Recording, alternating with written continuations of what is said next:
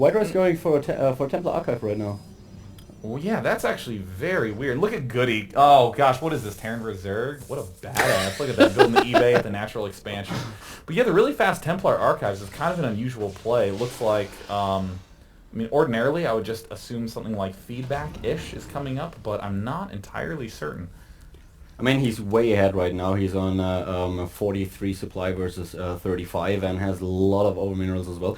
Goody's just building his command center, so as you already said, he's going to expand. And on the other side, we see White Raw after he killed the engineering bay with an Nexus as well. Yeah, that's just like such an incredibly late expansion. Looks like very fast Storm coming up.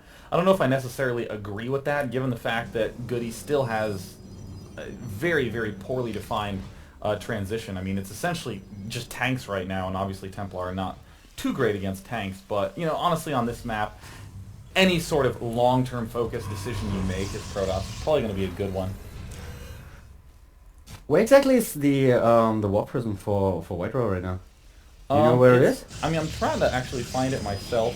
I can see it. Oh, there it is. It's the far right side. It looks like... Oh, yeah, it's yeah, I got it. Yeah, oh, exactly. Yeah. That's what I was waiting for. If he's actually, if he managed to get a couple of storms off into the economy of Goody, then Goody will basically be crippled. But as you already mentioned, his Viking is already in position.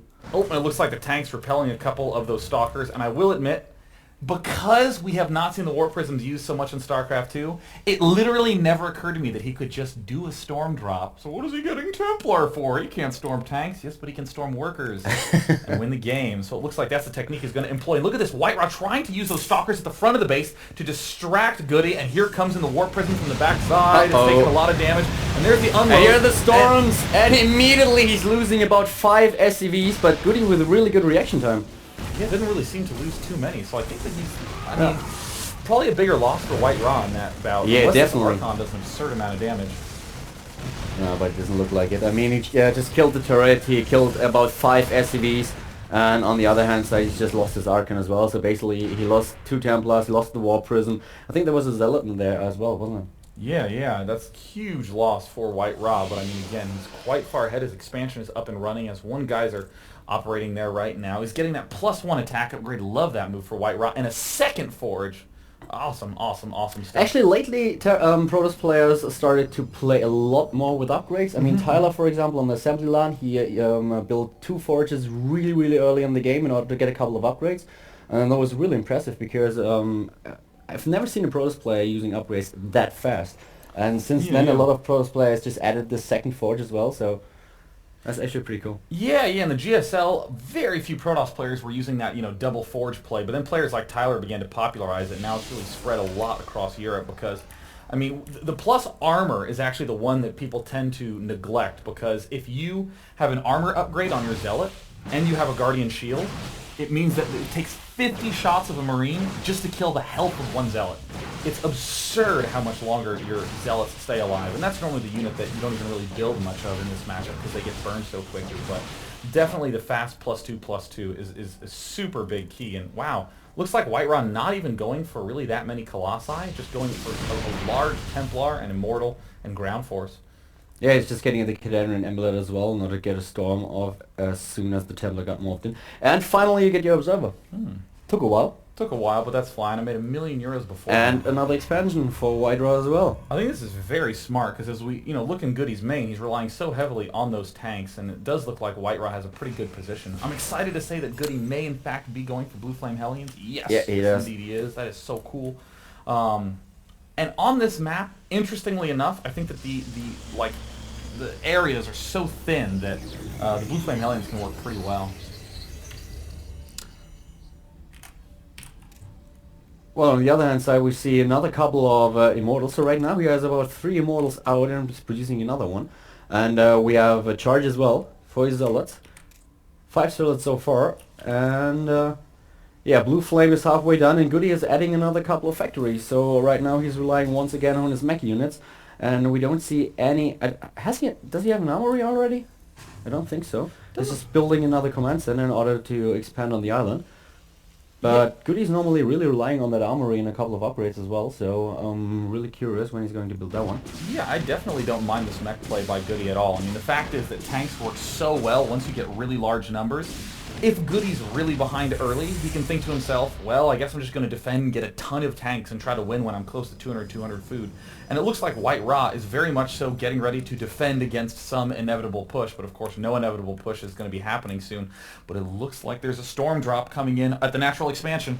And those blue flame helmets will be so brutal against those zealots in a second. And once again, Goody didn't lose that many units. I mean, right now he lost those 2 tanks, but SCV-wise he didn't lose that many. Oh, but it looks like he's knocked on the destructible rocks with all the immortals, and now he's moving on in, and there's almost nothing here to defend. All those static siege tanks got picked off by that drop, and ordinarily, when it's so easy to be passive and wait against the tanking player, Duckload Ra taking the initiative and just busting through. Oh! Another Nike Storm! Whoa, that one hurt a lot. Oh my god. I'm trying to click around to find that Templar. Just an insane amount of kills, and White Ra just surgical with picking his opponent apart. And we see the armor for Goody, and he definitely immediately writes GG and leaves the game. So 1-0 for White Ra. And that was a very, like, I don't want to say easy win, but it was just so forced. I mean, it's not like Goody made some sort of huge blunder. It's just White Ra just kept jamming himself in there again and again and again. And Goody just could not handle the heat. And I mean, he even had like all those tanks set up in like really good positions and was trying to get something going, but White Ra, what a beast. Well, in the first drop he just lost tons of SCV, so economy-wise he was really behind. But I was actually quite pleasantly surprised that Goody built that Viking. Because the last, well, I don't know about the last 2 weeks, the last 2 match days, but every time White Ra faced an Terran player in the Black Dragon League, he always used that War Prism on Scrap Station. And so that Viking was a really good idea.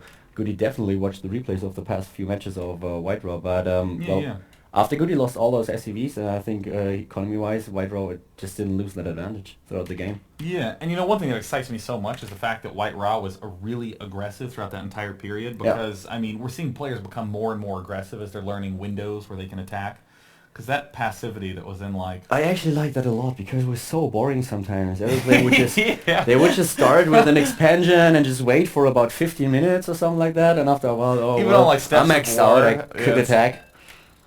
Have like those 20-minute long games. Now, I'm curious to get your thoughts on this. On Jungle Basin, I mean, the War Prism is obviously going to be a little bit weaker, but, I mean, do you think White Ra will still be employing that sort of strategy? Because he's definitely been doing it a lot in recent tournaments.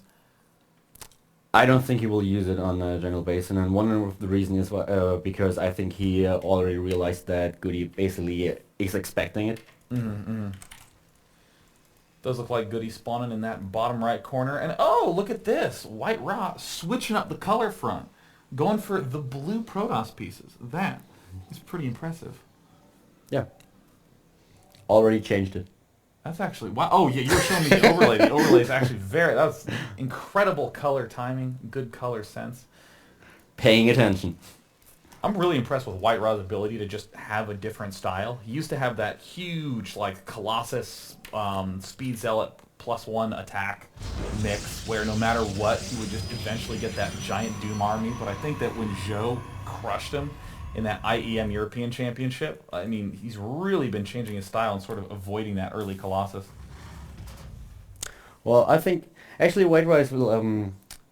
They were about 2 months ago or something like that. I'm not quite sure about when it was, but I really thought that he played a little bit, well, not really bad, but he was a little bit overrated at this time, I think. And you could see it, for example, when you just checked out all those matches, and most of the players were rooting, most of the viewers were rooting for White Ra, and thought he would win, but he lost so many matches back then. But lately, the last couple of weeks, yes, basically been winning everything he participated in. He can't lose. It's actually impossible for him to hit that lose button. He doesn't have an F10S key. He has F10S, and it's just like your opponent has left the game. And he's like, nice. He's participating in the tournament tomorrow as well. Dude, that's awesome. White Ra's just everywhere. And he's married. Ah, a nerd to look up to. In the meantime, Goody threw down his barracks a little bit early. Threw it down at 11. So ordinarily, when you go for some sort of 15 orbital command, Goody can actually get a 14 orbital command up. But it looks like he is instead going to be favoring that. I don't actually know if that was a mistake to build that barracks that early.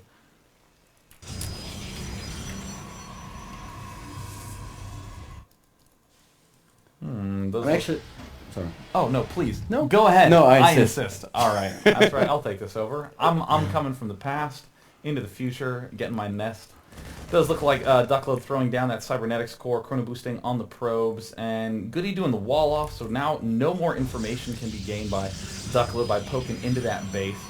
And I'm a little surprised to see neither player opting for that really fast expansion to the natural, because again, this map is just like so ridiculously safe. Yeah, I mean, I think Mana was the player I last saw on this map, and he went for a Nexus first, and it worked out perfectly because you only had to defend this choke. So on this map, it's really, I think it's even a little bit too easy. Dude, that's the way we like it as StarCraft 1 players. Those nice, easy-to-defend expansions. I don't like that at all as a caster. Dude, really? That's the greatest. Nah. 2, 3, 4 base play. That's so good. But I know you're from the Warcraft 3 realms. You probably want, like, a hero leveling up Marines and stuff. That would actually be great. Just, just a fun map or something like that. Oh, yeah. Just to, like, town portal into his worker line with a bunch of banelings. That would be so good. I should do a Warcraft cast at some point. He needs, basically when you attack his main base, oh my god, why doesn't he use his town portal? What the fuck is happening? I mean, if you really miss the town portal, you have to play Protoss in order to get a mothership and just do the recoil. That's Dude, the only chance you get. That's so true. It's like the most expensive town portal scroll in the world. And it does look like a really fast Banshee Harass going to be incoming from Goody, as he did get those 2 geysers up quite quickly. We see the factory adding on the starport. There's Duckload doing the double sentry opening, so that way he'll have enough gas to get a Nexus down pretty soon. I do like this opening quite a bit, this 2 sentry mix, because it's just so hard to be broken early on. But I think White Raw could be in a lot of trouble if he's not careful about getting his Robobay fast. So here comes the expansion for White Raw, and in the meantime, at the moment he lacks his minerals for the Robobay, but he should come where is the next building, or else, as you already said, we'll have a really huge problem. Oh, and it looks like we'll be getting Here we go. Yep, there it is, and the Banshee en route, and it looks like Robo going down right after he gets the warp gates going. This is pretty cool timing by Duckload. I don't think that Goody will actually be, nah. His cloak won't be out in time. There will definitely be the first observer on the way to the main base of the Terran player already. So, White Raw should be fine against the Cloak Banshees. And I'm not too sure, I mean, what's your take on this? I mean, Cloak Banshees are just so expensive if, for example, you have the Cloak, which costs 200 on its own. So, if your opponent has an observer, then you basically wasted tons of money. Do you really think it's worth it just to go for Cloak Banshees against the Protoss player? Because, I mean, by now you can expect most of the Protoss go for a fast Robo and for an observer as well. Yeah, you know, I actually really like the Banshee, not so much because it can deal damage directly, but because it pins so much back at the opponent's base. I mean, just go back to this natural expansion of White Raw. If there's a Banshee just sitting right there... Yeah, but you don't need Cloak for that one. You know what I mean? I mean, it's more about the Cloak than about the Banshees, because it's another 200 gas. But the one thing that is nice is that there's a huge range of builds that you outright kill. Like, you outright kill a lot of Dark Templar rushes, outright kill a lot of Void Ray harasses. So it's a very easy way to say, I'm only going to play against this limited set of openings. And oh no, is he going to lose the Banshee? That would be so bad if he lost the Banshee. That would be emergency bad. You would have to go to the hospital. Because the Banshee is like, if the Banshee dies, I don't even care whether it did damage or not. That Banshee is needed to pin all of these stalkers and observers at the back of the main. I mean, one observer, 25 minerals, 75 gas, that is just sitting still, static, doing nothing. And then 3 to 4 stalkers, that's several hundred more resources, just sitting static, doing nothing because of one Banshee with Cloak. But if you lose that one Banshee with Cloak... White Raw is going for a Temple Archive once again, just completed his Twilight Council, and right now we have another Temple Archive for him, so basically he's going for fast Templars once again. Very well, cool. not really. Yeah. Basically the same thing that he did on Scrap Station, except for the War Prison.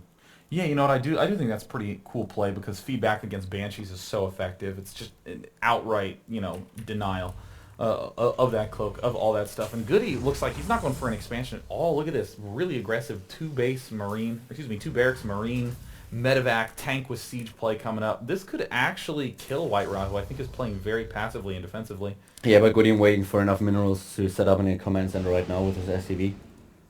Man, this is such funky timing. Looks like he keeps teetering around 400. And oh, there he's moving out for the attack. And right when he starts his attack, no, he's not going for any command center. Probably. There we go. No.